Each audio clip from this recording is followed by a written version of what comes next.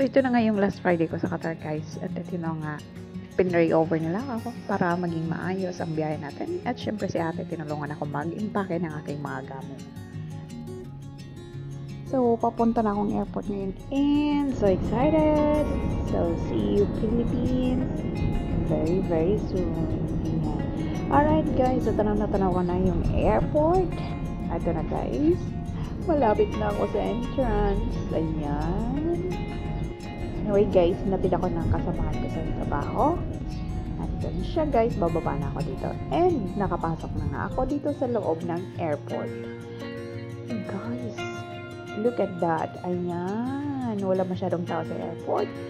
So, pagdating ko dito sa loob, guys, inassist nila ako para sa online check-in.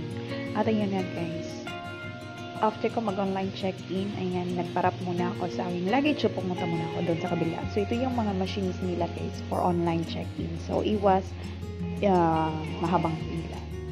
So, ngayon pupunta ako sa counter para i-deposit ang aking mga luggage. So, ito na nga pala yung online check-in machines nila, guys. At ito na nga, papadala ko na yung bagahe ko. Papuntang Pilipinas. So, see you Pinas na mga bagahe. So, ito na nga yung big teddy bear dito sa loob ng airport. So, ito yung definition ng big lamb bear dito sa loob ng airport, Doha. Ikot ko muna kayo guys sa loob ng airport kasi napaagang punta ko dito. 5 hours before my flight, andito na ako sa airport. So, iniisip ko para iwas pila. But then, I was shocked. Charot. Pagdating ko dito, wala ka masyadong katao-tao. So, ayun, nakapag-check-in ako ng maaga.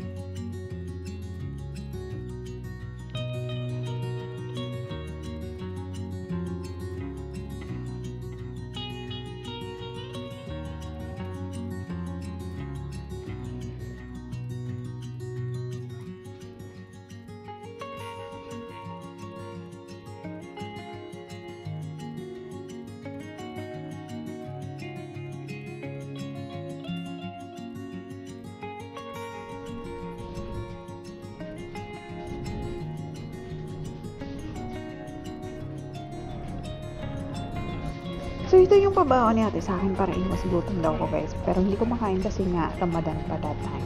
So, ngayon, ayan, tinawag na kami. So, kailangan na namin mag-board. At dito ko na yung airplane.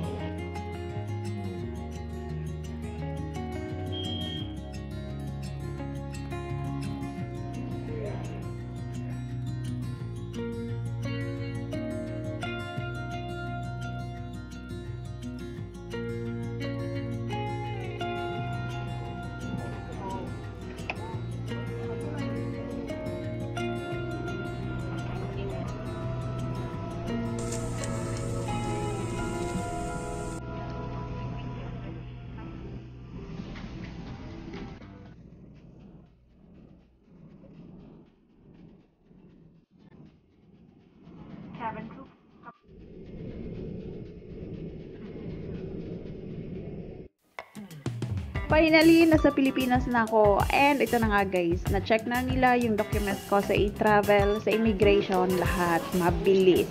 Walang keme-keme. Ayun, diretso na ako doon sa aking luggage. But I wonder guys, bakit ako yung pinakahuli magkuha ng aking mga gamit? Hindi ko alam. So, napaisip ako, nung andun pa ako sa Qatar, siguro ako yung pinakauna nag-check-in, kaya naipasok sa loob-looban yung gamit ko. Kala ko nawala na yung luggage ko. Charot. So, ito na nga guys. Naghihintay na pala yung Madam Liit ko dito. At hindi niya ako nakilala. Grabe, sa 1 year lang namin ng paghiwalay. Pagbalik ko, hindi na niya na ako namumukha. Hindi na niya ako nakilala. Na mga ilang minuto pag-usap namin, ayan. Sabi niya, Mami. Siguro kinikilala pa niya ako. Ayun na nga guys, ayaw na niya lumapit sa natin. Ayun, so I miss you so much, my Madam Liit. So bago man kami makauwi pa sa aming probinsya guys, duman muna kami ng Kenny Rogers para sa aming lunch. At ito na nga, namimili na yung Madam Liit kung ano yung kakainin niya. So ayan naman guys, maghintay na tayo ng ilang oras na naman hanggang sa makarating kami sa aming bahay. Ayun.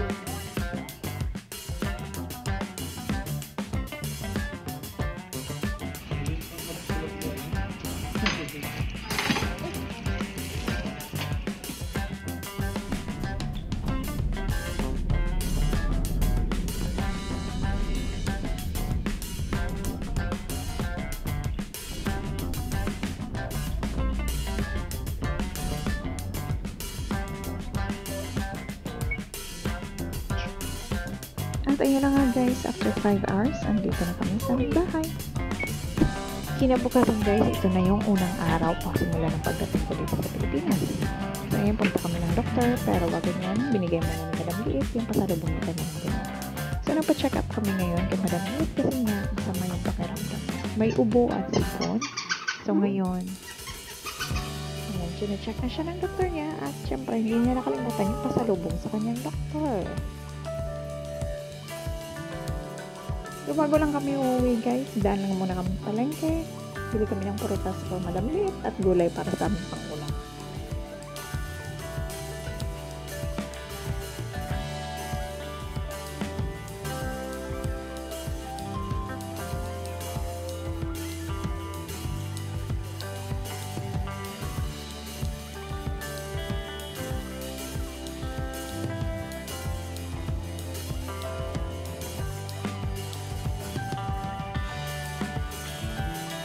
Bago pa kami makauwi, bili muna kami ng toast kasi kanina pa siya nangyaya. Buti pa siya alam niya yung daan pa kung pagtaas. Ayun, may nakita siyang bata. Ayun, ganyan talaga siya pag nakakita ng bata. Friendly siya, nakangiti, tinatanong niya yung name, ganyan. So, yun na, yun na siya ng toys. Then after dito sa toys, ang kanyang grocery, bili kami ng milk at choco drinks niya. Pinag-pastry pa nata ako nito. Lahat na lang pinagtuturo eh. Sabi ko, hindi nga ako bibili yung drinks na lang yung drinks ko at saka yung yun, nasa counter na kami.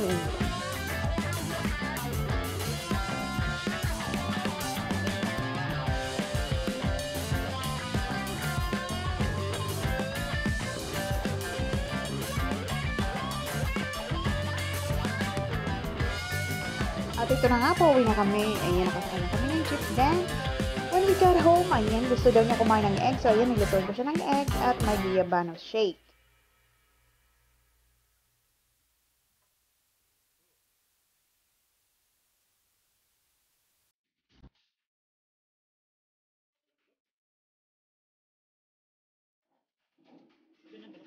What is it? Guayabano. Yummy. Gigil? Ah, because of the seed.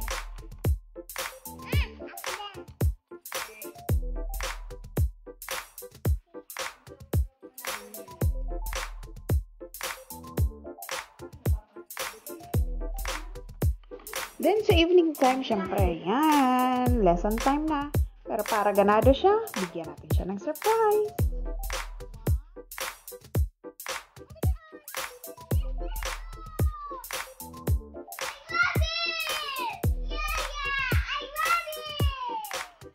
So, yun na nga guys, next day na naman. So, nag-request siya ng choco milk at bread with peanut butter. Yan, tuwang-tuwa na naman ang bata. Happy birthday, Mommy! Happy birthday, Mommy! Happy birthday! Happy birthday! Happy birthday, Mommy! So, sa afternoon naman guys, ito nang ginawa ko. Pumunta ko ng dentist to check up ng aking ngipin.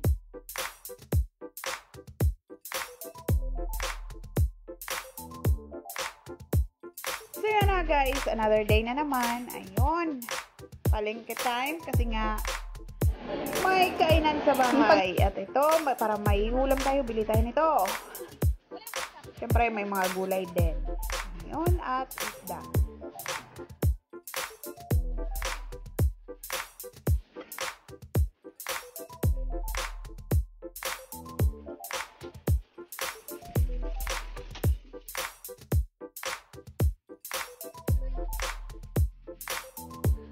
So, yun na nga guys, pauwi na kami. Then, pagdating ko ng bahay, pinakain ko pa tong bulinggit na to. Then, after niya kumain, ayan, nagluto na ako. So, nagluto ako ng chop suey at pork humba. So, wait a minute.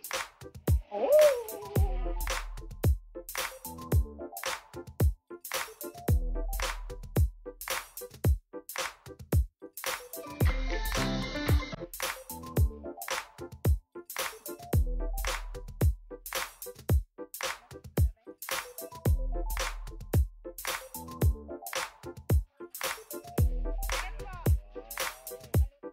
Ano na ba?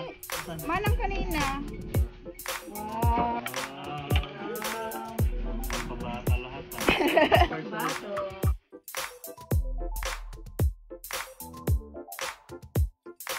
At after lunch nga guys, ayan, nanungkit na kami ng pomelo. Sabi ni Madam Liit is coconut daw. So ayan, bandang hapon, nagdilig na naman siya ng mga halaman.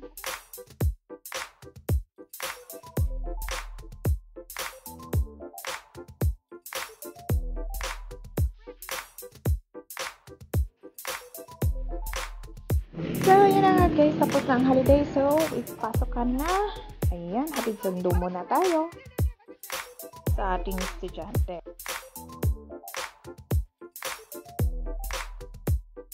So, yun na nga guys, bago matapos yung vlog ko.